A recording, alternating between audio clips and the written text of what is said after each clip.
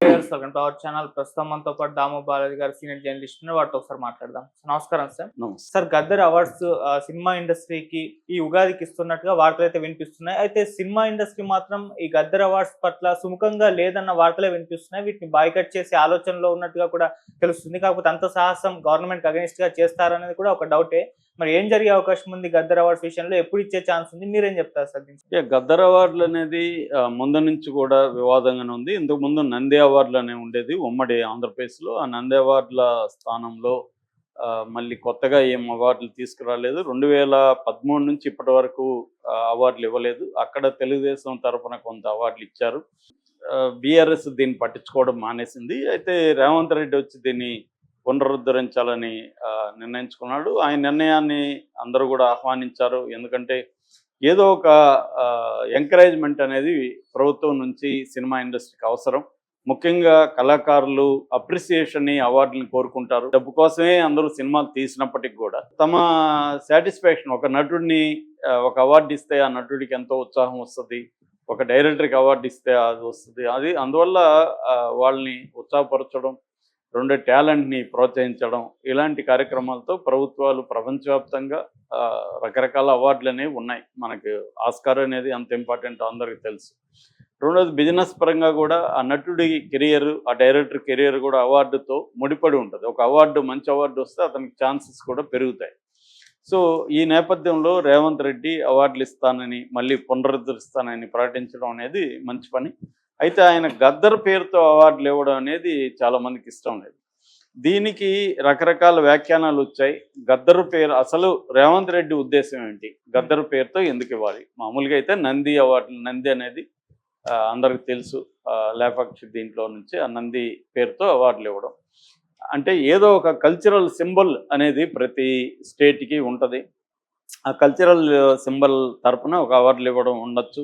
లేదు ఒక వ్యక్తి పేరు మీద, ఇప్పుడు దాదాసాహెబ్ ఫాల్కే అనే ఫాదర్ ఆఫ్ ఇండియన్ సినిమా కాబట్టి ఆయన పేరు మీద అవార్డులు, ఎన్టీ రామారావు అవార్డు, అలా అక్కినేని నాగేశ్వరరావు అవార్డు, ఇలా ఒక వ్యక్తి పేరు మీద అవార్డులు ఇవ్వడం అనేది కూడా మనకి ఎప్పటి నుంచో వస్తున్నది.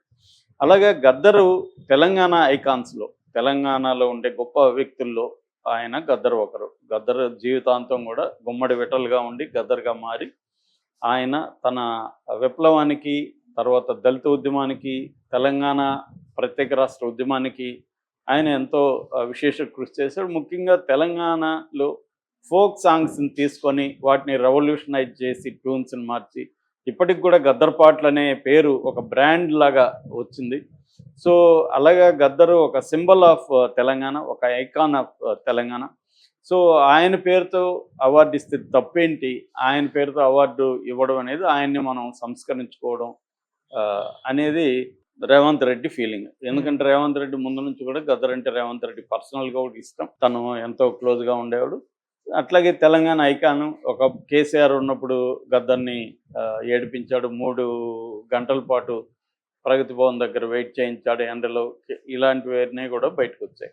సో ఈ నేపథ్యంలో రేవంత్ రెడ్డి ఉద్దేశంలో గద్దర్ అవార్డులు ఇవ్వడం అనేది సినిమా ఇండస్ట్రీకి సముచితమైన చర్య. అయితే దాన్ని వ్యతిరేకించే వాళ్ళు రకరకాల కారణాలతో వ్యతిరేకిస్తున్నారు.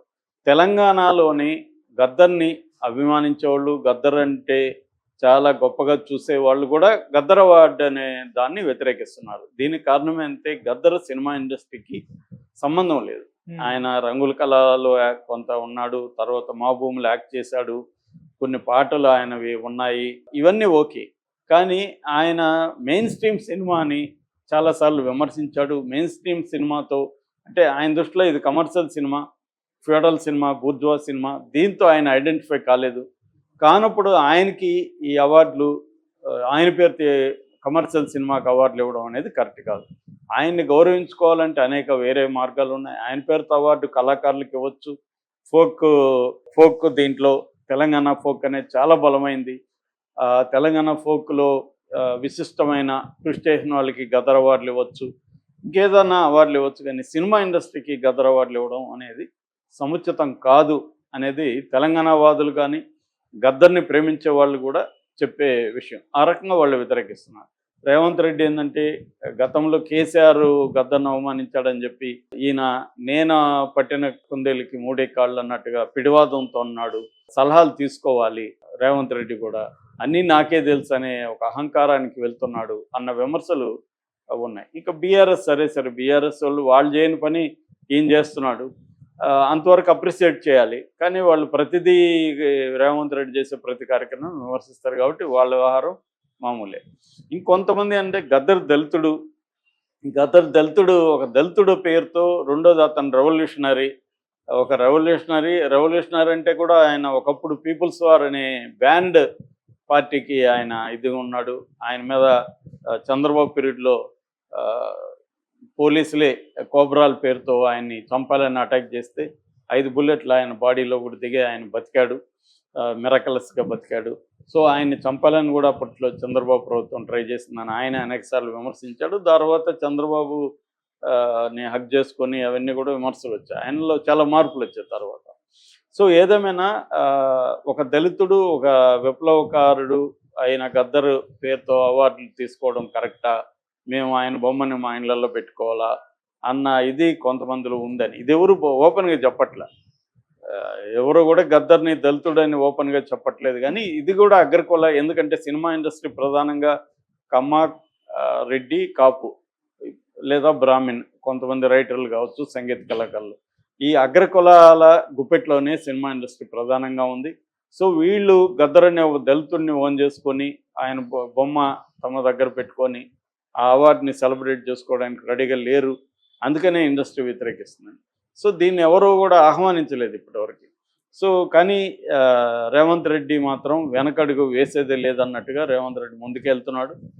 ఇప్పుడు ఈయన టీఎఫ్డిసి, తెలంగాణ ఫిల్మ్ డెవలప్మెంట్ కార్పొరేషన్ కొత్తగా చైర్మన్గా అపాయింట్ అయిన దిల్ రాజు వీళ్ళు అనౌన్స్ చేశారు గద్దర్ అవార్డుని ఉగాది అంటే ఉగాదికే ఇవ్వలేకపోవచ్చు ఈసారి, నెక్స్ట్ ఇయర్ నుంచి మాత్రం ఉగాదికే ఇస్తాము, ఈసారి ఉగాదికి అటు ఇటు అవుతుంది అని చెప్పి మార్చి 13th డెడ్లైన్ పెట్టారు.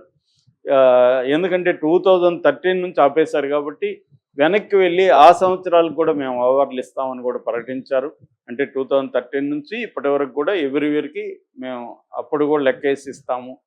కాబట్టి అప్లై చేయండి మీరు ఏ కేటగిరీలను కూడా వాళ్ళు కొన్ని అనౌన్స్ చేశాడు. 1 technical category, 2 feature film category, 3 బాలల చిత్రం, 4 జాతీయ సమైక్యత, 5 పర్యావరణం, 6 చారిత్రక సంపద.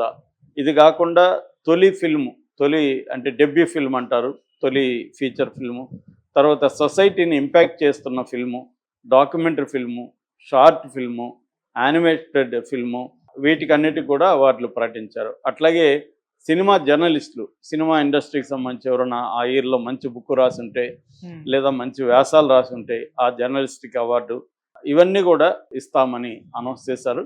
దీని పట్ల ఇప్పుడు మిశ్రమ స్పందన ఉంది. నేను ఇందాక చెప్పిన రకరకాల కారణాలతో గద్దర్ అవార్డుని చాలా సీరియస్గానే వ్యతిరేకిస్తున్నారు. మరి సినిమా ఇండస్ట్రీ ధిక్కరించడం అంటే అర్థం ఏంటి? వీళ్ళు ఎవరు అప్లై చేసుకోకపోవడం. మాకు గద్దర్ అవార్డు వద్దనుకునే వాళ్ళు ఎవరు కూడా అప్లై చేయరు.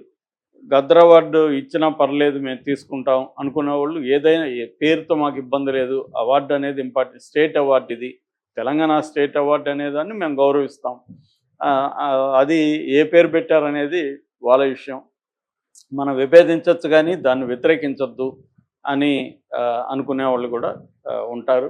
సో ఇప్పుడు మనకు తెలిసిపోతుంది ఎవరెవరు దీనికి పెడుతున్నారు, ఎవరికి అవార్డులు రాబోతున్నాయని. కొంతకాలం తర్వాత ఇది రొటీన్ అయిపోతుంది, కామన్ అయిపోతుంది. ఈ విమర్శలు ఇప్పుడు మన విభేదాలు వేరు, వ్యతిరేకత వేరు. నీతో నేను విభేదించవచ్చు కానీ అంత మాత్రం నేను వ్యతిరేకించాల్సిన అవసరం లేదు. రేవంత్ రెడ్డి ఇన్ ఎసెన్స్ చేస్తున్నది మంచి పని.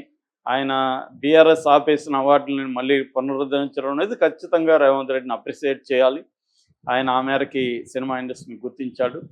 సో కొన్ని విషయాల్లో అల్లు అర్జున్ విషయంలో కావచ్చు, మిగతా సినిమా ఇండస్ట్రీని డీల్ చేసిన పద్ధతులు రేవంత్ రెడ్డి వ్యవహారం పట్ల వ్యతిరేకత వచ్చింది.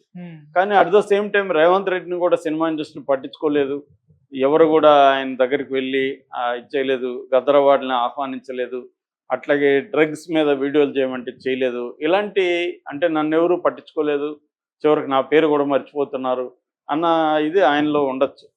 సో దానికి ఒక జలకిద్దాం వీళ్ళకి అనుకొని ఉండొచ్చు. ఎందుకంటే జగన్ కూడా అదే పద్ధతిలో చేయడానికి ట్రై చేశాడు.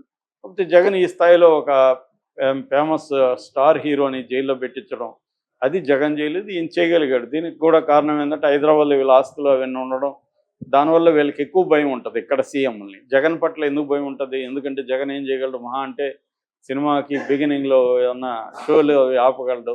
అంతకంటే జగన్ మనల్ని ఏం చేయగలడు అనేది అక్కడ ఉంటుంది. ఇక్కడ అట్లా కాదు, వీళ్ళందరి వ్యక్తిగత ఆస్తులు ఉన్నాయి. ఆల్రెడీ నాగార్జున కూలగొట్టగలిగాడు రేవంత్ రెడ్డి. కాబట్టి ఈ నేపథ్యం అంతా కూడా ఉంది అనమాట ఈ గద్దరవార్ల పట్ల. ఏదేమైనా దీన్ని నేను అనుకోవడం కొంతకాలం తర్వాత గద్దరవార్లు అనేవి రొటీన్గా అయిపోతాయి. సో ఒకవేళ బీఆర్ఎస్ వచ్చి మారుస్తుందేమో తెలియదు, కానీ గద్దరవార్లు అనేవి కామన్గా సెట్ అయిపోయే అవకాశం ఉంది. Okay sir, thank you so much.